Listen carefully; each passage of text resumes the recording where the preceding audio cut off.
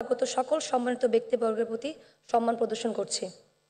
আন্তর্জাতিক নারী দিবসে বিশেষ ক্যাটাগরিতে নারী ক্রিকেট দলকে অদম্য নারী পুরস্কারে ভূষিত করায় আমি এবং আমার দলের সকলে অভিভূত ও অত্যন্ত আনন্দিত। আমার দলের পক্ষ হতে মাননীয় প্রধান উপদেষ্টা মহোদয়কে আন্তরিক ধন্যবাদ ও কৃতজ্ঞতা জ্ঞাপন করছি মহিলা ও শিশু বিষয়ক মন্ত্রণালয়ের মাননীয় উপদেষ্টা শারমিন এস মুর্শিদ মহোদয়কে। আরও কৃতজ্ঞতা জ্ঞাপন করছি অদম্য নারী পুরস্কারের সাথে সংশ্লিষ্ট সকলের প্রতি।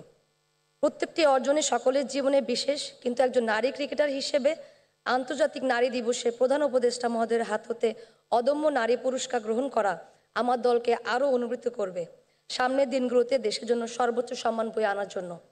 একজন নারী খেলোয়াড়ই জানে যে তার পরিবারের ভূমিকা কী, তার সর্বোচ্চ পর্যায়ে উঠে আসা নেপথ্যে।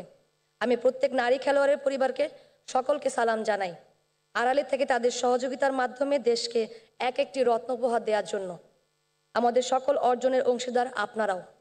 বাংলাদেশ ক্রিকেট বোর্ড এবং দেশের আপামর জনতার প্রতি বিশেষ কৃতজ্ঞতা নারী ক্রিকেটের পাশে থেকে আমাদের পথ চলা মসৃণ করার জন্য।